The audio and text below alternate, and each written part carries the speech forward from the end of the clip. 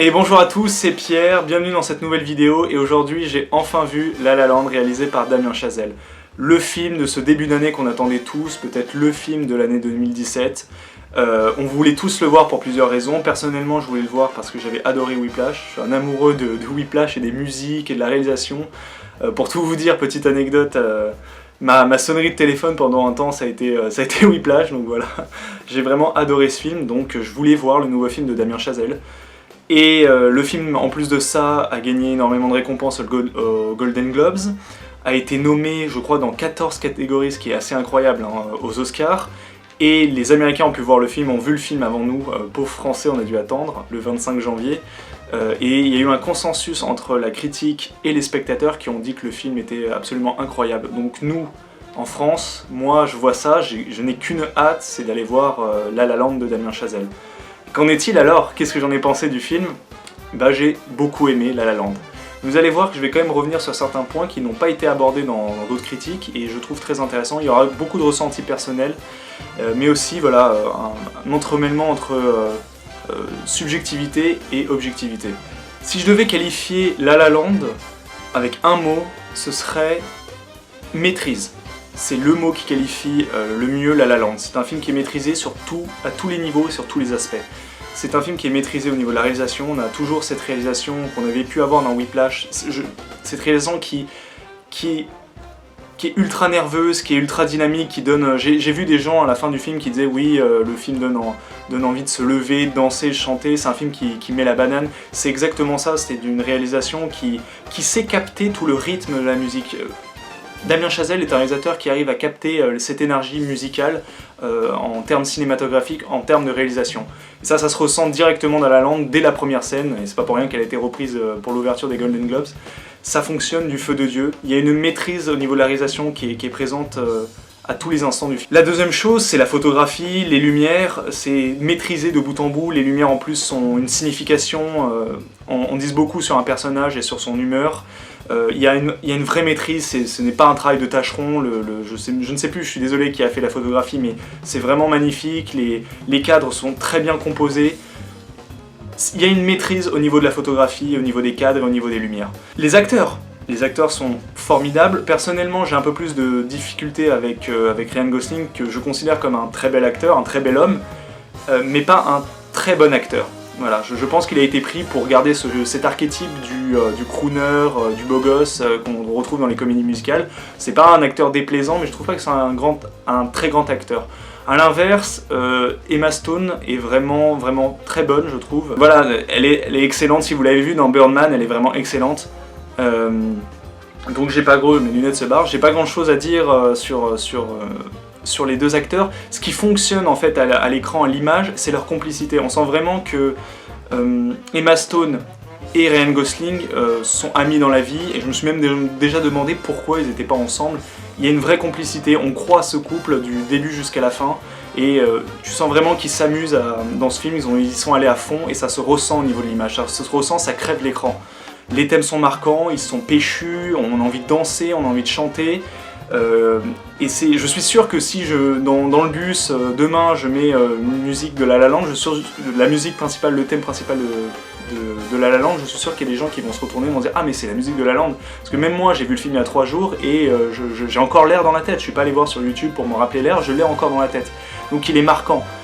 Il est un peu trop réutilisé, ils sont un peu trop réutilisés dans le film, mais tout ça fonctionne à la perfection. Donc qu'est-ce qui ne va pas? Vous allez me dire mais qu'est-ce qui ne va pas, Pierre? Tu nous dis que le film est incroyable, tu l'as adoré, mais tu nous as dit qu'il va y avoir des nuances. Effectivement, et là ça va être un peu plus subjectif, et c'est fait pour aussi ces vidéos. En sortant de la salle, j'ai vraiment ressenti un... En fait je me suis dit, c'était génial, mais je ne suis pas surpris. En fait, pas par la qualité du film, parce que je venais de voir. Je me suis dit, ouais c'est génial, c'est maîtrisé, mais je m'attendais à voir, je m'attendais à voir ce que j'ai vu en fait. Je suis sorti là, je me suis dit bah j'ai pas vraiment eu de surprise. J'ai Damien Chazelle qui me parle de musique, parce que oui, La La Land parle de musique, je le dis, hein. Ça s'appelle La La Land, hein, l'endroit où tu pousses la chansonnette, quoi, la terre où tu chantes, où tu danses. Le premier plan du film, il me semble que c'est cette espèce de travelling horizontal sur plusieurs voitures qui sont bloquées dans des embouteillages, et les portes des voitures sont ouvertes, et on entend la musique sortir, et chaque personne écoute un style de musique différent. On a du rap, du rock, de la pop, de la musique classique. Donc voilà, c'est un film sur la musique. Mais le truc, c'est que j'ai déjà vu Damien Chazelle me parler de musique, et je sais qu'il est à l'aise dans ce registre-là. Et c'est pour ça qu'en sortant du cinéma, je me suis dit, mais oui, le film est génial, mais je m'attendais à voir ça.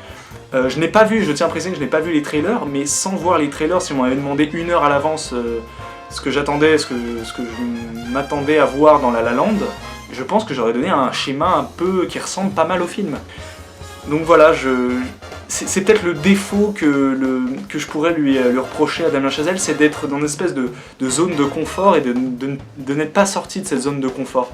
Parce que oui, il parle très bien de la musique dans Whiplash, et là, bien sûr qu'il parle très bien de la musique dans La La Land, parce que c'est son domaine de prédilection. Et j'aurais voulu une scène où vraiment il tente quelque chose. C'est-à-dire que le film se suit du début jusqu'à la fin, et tu sors de la salle et tu dis ouais, c'était super, mais à aucun moment je me suis dit waouh, ah ouais, il a tenté ça. Ah, il y a cette prise de risque. Non, vous n'avez pas ça dans le film. Il y a des très belles scènes, il y a des scènes qui fonctionnent très bien, mais à aucun moment je me suis dit ah oui, il a tenté ça.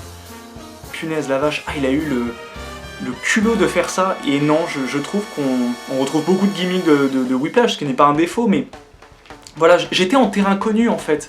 Et ce que j'aime bien souvent dans les grands réalisateurs, c'est d'être en terrain inconnu en fait, de vraiment, ou en tout cas une scène, pas totalement le film, mais une scène qui me prend à contre-pied. Et je n'ai pas eu ça devant La La Land. Si je devais, le deuxième mot, j'ai dit que le film, un mot qui pouvait le caractériser, c'était maîtrise. Le deuxième, ce serait prévisible. Pour moi, La La Land est un film qui est prévisible. Alors je ne sais pas à quoi je m'attendais, c'était une comédie musicale, c'était encore Damien Chazelle qui parle de musique. J'aurais dû le voir venir. Mais je me suis, pendant tout le film, je me suis dit, est-ce qu'il va y avoir cette scène qui va vraiment trancher, où je vais me dire, ah ouais, il a fait ça. Il a eu le culot de faire ça. En même temps, c'est vrai que c'est un film qui a coûté beaucoup d'argent, c'est un film de studio. Les studios d'ailleurs ont des réticences à faire des comédies musicales, car ils ont eu beaucoup de problèmes. Ils ont un passif avec les comédies musicales qui est très difficile. Hein. Ils se sont plantés, ça coûte énormément d'argent. Hein. Donc il a peut-être pas eu, il a eu une liberté artistique, mais il pouvait pas faire ce qu'il voulait. Il a eu énormément d'argent, il avait quand même des gens derrière lui qui devaient contrôler un petit peu ce qu'il faisait, mais voilà, je me suis dit vraiment, bah ce que j'ai vu c'était prévisible un petit peu. Dans un ordre d'idée, pour vous donner un petit peu un ordre d'idée, c'est comme si un ami vient me voir et me dit, tiens, il y a Tarantino de janvier 2016, donc l'année dernière, qui sort un film, un western, qui s'appelle Les 8 salopards. Bah, je vais lui dire, bah génial, j'ai envie de le voir, parce que j'adore Tarantino. Mais je vais lui dire, ça ne m'étonne pas, parce que Tarantino c'est un réalisateur qui adore le western, qui était bercé par les films les westerns, ce qu'on appelle les western spaghetti, par les films de Sergio Leone. Donc je ne suis pas étonné de voir ce film, je veux dire, bah très bien, je sais que le film va être génial, parce que le mec sait faire ce genre de film. Mais si mon pote vient le même jour, dans une autre configuration, vient de me dire tiens, il y a un nouveau film de Tarantino qui sort, ça s'appelle Les 8 salopards, et je tiens à dire que j'ai adoré Les 8 salopards, c'est pas le problème. Mais vient me dire tiens, Tarantino sort un film qui s'appelle Les 8 salopards, et c'est un film de science-fiction, ah là je vais dire ah oui, effectivement, un film de SF fait par Tarantino, ah ça j'ai envie de voir, voilà.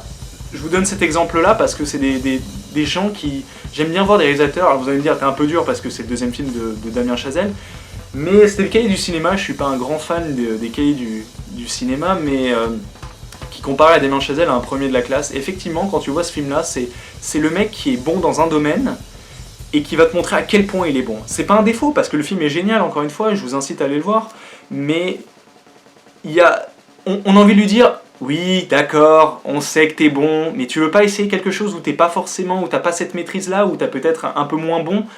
C'est ça que j'ai eu envie, pendant tout le film, en sortant de la salle, j'avais envie de lui dire, oui, Damien, voilà, Damien, je sais que tu es bon pour filmer de la musique, t'as cette touche qui rend les images très fortes et groovy, il y a une espèce de groove qui sort des images quand il filme de la batterie dans Whiplash, c'est incroyablement jouissif. Mais il sait le faire, ça. Vraiment, quand j'ai vu le film La La Land, quand je suis sorti, je me suis dit, j'ai vu un mec qui se complaît dans cette maîtrise et qui n'essaye pas autre chose. Finalement, ce que j'attends de Damien Chazelle, ce serait plutôt son troisième film. Mais J'espère vraiment qu'il va pas par exemple refaire une comédie musicale. J'espère qu'il va aller dans des régions qui sortent de cette bulle, de cette zone de confort, et qu'il tente quelque chose. Parce que pour moi, les grands réalisateurs, ce sont ceux qui tentent des choses et qui, même si c'est raté, même s'il se plante, je veux que Damien Chazelle, parce que c'est un grand réalisateur, qu'il aille dans des contrées qu'il ne maîtrise pas forcément.